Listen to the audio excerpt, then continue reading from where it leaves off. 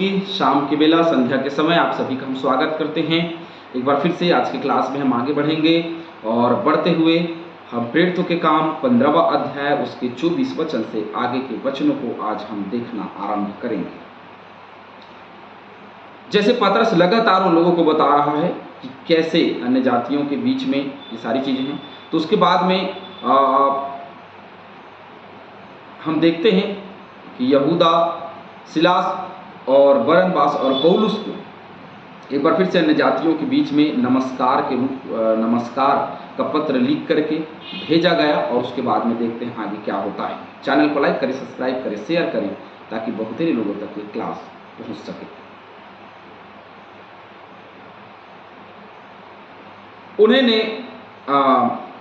हमने सुना है कि हम में से कुछ ने वहां जाकर तुम्हें अपनी बातों से घबरा दिया और तुम्हारे मन उलट दिए हैं, परंतु हमने उनको आज्ञा नहीं दी थी। अब उस घटना के विषय में बता रहे हैं कि हमने उनकी कोई आज्ञा नहीं दी थी कि वो वहां जाएं और इन बातों को बोलें, लेकिन हम में से कुछ लोग हैं जो आपके पास में जा करके आप लोगों को उन लोगों ने घबरा दिया है, तो घबराइए मत, ऐसा कुछ नहीं है, और ढाढ़स हिम्मत दिया। इसलिए हमने एक चित्त होकर ठीक समझा कि चुने हुए मनुष्यों को अपने प्रिय बरनबास और पौलुस के साथ तुम्हारे पास भेजें। अपने चुने हुए लोगों को, जिनको हमने चुना है, उनको हम तुम्हारे पास में भेजें, ऐसा हमने सोचा है। ये तो ऐसे मनुष्य हैं जिन्होंने अपने प्राण हमारे प्रभु यीशु मसीह के नाम के लिए जोखिम में डाले हैं, और ये ऐसे योद्धा हैं जिन्होंने यीशु मसीह के नाम के लिए अपने प्राण की हानि उठाने के लिए भी तैयार थे, और अपने प्राणों को भी इन लोगों ने क्या किया है, जोखिम में डाल दिया है। ये ऐसे ढाढ़स और हिम्मत रखने वाले लोग हैं। जैसे स्तिफनुस के दिनों में हमने क्लास बनाया था कि अपने प्राण को जोखिम में डाल करके सुसमाचार का प्रचार करें। सताव आएगी, समस्या आएगी, लेकिन प्रचार करते रहें। वैसे ही हम यहाँ पे देखते हैं कि ऐसे लोग हैं यहूदा और सिलास कि ये अपने प्राण के जाते तक परमेश्वर के प्रचार के लिए पीछे नहीं हटेंगे। और वैसे ही हर एक व्यक्ति को होना चाहिए जो सुसमाचार के प्रचारक है, अपने प्राण के जाते तक अडिग रहे, डटे रहे। इसलिए हमने यहूदा और सिलास को भेजा है, जो अपने मुंह से भी ये बातें कह देंगे जो हम कह रहे हैं। वो अपनी गवाही, अपनी साक्ष्य खुद देंगे। पवित्र आत्मा को हमको ठीक जान पड़ा, पवित्र आत्मा को और हमको ठीक जान पड़ा। देखिए, पवित्र आत्मा को और हमको ठीक जान पड़ा कि इन आवश्यक बातों को छोड़ तुम पर और बोझ ना डाले। इन आवश्यक बातों को छोड़, अब आवश्यक बातें क्या है आगे हम देखेंगे। तो इन आवश्यक बातों को छोड़ करके तुम्हारे ऊपर में और कोई बोझ डाला जाए, क्योंकि अभी तो आप आए हो, तो किसी प्रकार का बोझ, किसी प्रकार की समस्या जो है वो डाली नहीं जाएगी, क्योंकि ऐसे आप लोगों को बोझ से लादना भी सही नहीं। वैसे ही जैसे कोई नया विश्वासी आता है तो आप ये नियम मानो, ये नियम मानो, ये नियम मानो, एक बार किसी बोझ को नहीं लाद सकते। धीरे धीरे आप उनको समझाइए, धीरे धीरे आप परमेश्वर में रहें। कभी कभी ऐसा तक एक बार लाद देते हैं और लोग बाहर चले जाते हैं। लोगों का विश्वास जो है वो डर में बदल जाता है, लोगों का आनंद जो है वो अशांति में बदल जाता है, और इसीलिए वे बेक हो जाते हैं, अलग चल देते हैं और फिर से वो दंड पाने लग जाते हैं। तो बोझ ना डालें, आराम से, धीरे से, प्रोत्साहन के साथ में बढ़ाते हुए उनको आगे बढ़ाएं। एक बार में हर एक नियम को हम मानना नहीं सिखा सकते, क्योंकि मैं अनेक स्थानों में देखता हूँ, कई कलीसियाओं में देखता हूँ कि एक ही बार सारा बर्डन, सारा बोझ जो है वो विश्वासियों के ऊपर, अन्य जातियों के ऊपर लाद दिया जाता है और वे बाहर चले जाते हैं। ऐसे नहीं, धीरे धीरे हमको समझाना चाहिए, धीरे धीरे उनको आगे बढ़ाना चाहिए कि कौन सा बोझ ना डालें, लेकिन कौन सा बोझ हम डालेंगे, कौन सा बोझ हमको नहीं डालना है, और कौन सी बातें इनको बतानी जो शुरुआत के दिनों में उनको पता होनी चाहिए। तो सबसे पहले मूर्तों पर बलि की हुई वस्तुएं तुमको नहीं खाना, मतलब मूर्ति पूजा नहीं करना है। सबसे पहले किसी भी विश्वासियों के जीवन में यदि आपको अच्छा करना है, यदि मुझे अच्छा करना है, तो सबसे पहले हमको उनकी मूर्ति पूजा से उनको अलग करना है।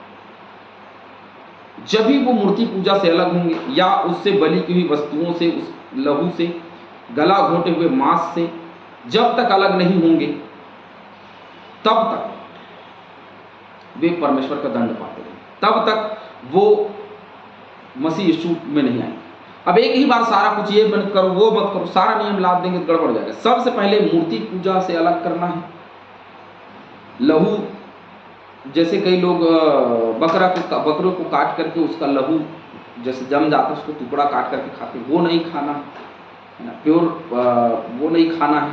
ये शुरुआत के दिनों में, और उनको बताना जरूरी है। और मांस, गला घोंटा हुआ मांस कभी नहीं खाना है, मरा हुआ मांस कभी नहीं खाना है। मरा हुआ मतलब जो मर जाता है अपने आप ऑटोमेटिक मर जाता है, उसको कभी नहीं खाना है।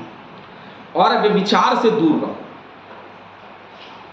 व्यभिचार से दूर रहने की बात यदि यहाँ पे आई है तो बहुत स्पष्ट है कि उन दिनों में ये समस्याएं बहुत बड़ी रही होंगी, ऐसा स्पष्ट लगता है, क्योंकि बहुत जगहों में, बहुत स्थानों में बात लिखी हुई है। तो क्योंकि कई उस समय में कई देवी देवताएं ऐसी थी, जैसे अर्खीमूस देवी और कुछ देवी देवताएं और भी थे, जहाँ पे व्यभिचार का बलिदान चढ़ाया जाता था, जो कि बहुत गलत, बहुत पाप और बहुत घृणित पाप माना जाता था। लेकिन फिर भी ये उसको मेल बलि बोला करते थे, और वैसे ही बोल करके वो मेल बलि करके, व्यभिचार करके वो अपने देवताओं को प्रसन्न करने का प्रयास करते थे।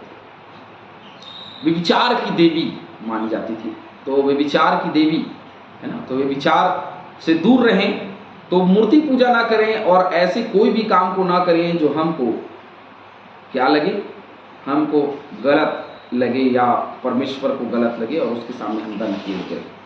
तो पवित्र आत्मा को ठीक जान पड़ा, इसके विषय में हम थोड़ी चर्चा करेंगे।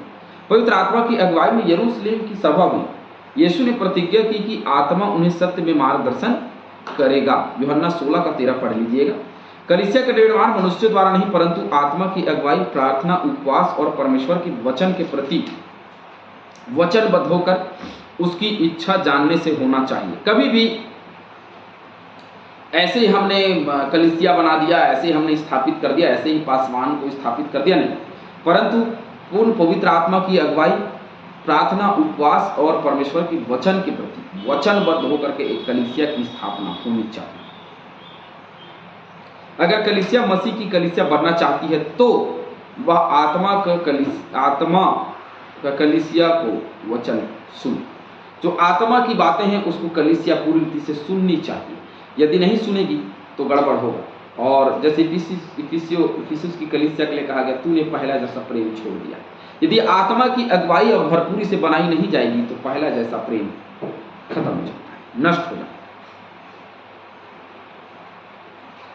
तो कभी भी अन्य जातियों को सबसे पहले अपने हद को सिखाइए, मर्यादा में रहना सिखाइए, उनको ऐसी आज्ञा को पालन करना सिखाइए जो शुरुआत के दिनों में उनके लिए बहुत जरूरी है। और हमको चुनना पड़ेगा कि शुरुआत के दिनों के लिए एक अन्य जाति के घर में, हर एक घर में अलग अलग समस्याएं होती हैं, अलग अलग चीज़ें होती हैं। कई लोग रूढ़िवादिता और कई लोग अंधविश्वास से घिरे होते हैं, तो उनको दूर करना जरूरी है। कई लोग मूर्ति पूजा से घिरे होते हैं, उनको दूर करना जरूरी है। तो शुरुआत के दिनों में जो स्टार्ट हम कर सकते हैं जातियों के बीच में सेवा और उनको मानना सिखा सकते हैं, तो यही सब बातें हैं जिनको हमको सिखाना चाहिए।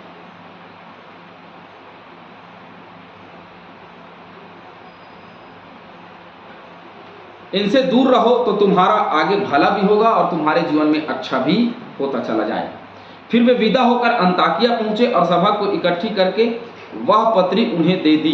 देखिए, अब अंताकिया पहुंच गए और अंताकिया पहुंचते ही इन्होंने उस पत्री को उनको दिया जो भेजा गया था। वे पत्री पढ़कर उस उपदेश की बात से अति आनंदित हुए, जो उपदेश इनको मिला था। क्योंकि थोड़े दिन पहले वो हताश और निराश हो गए, क्योंकि हमारा तो खतना नहीं हुआ भैया, अब खतना नहीं हुआ तो अब हम तो स्वर्ग जाएंगे नहीं।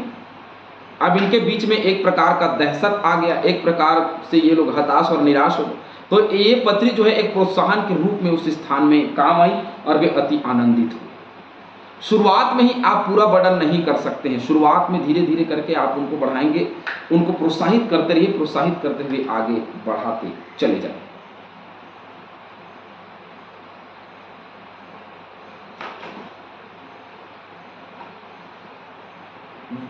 यहूदा और सिलास ने, जो आप भी भविष्यवक्ता थे, बहुत बातों से भाइयों को उपदेश देकर स्थिर किया।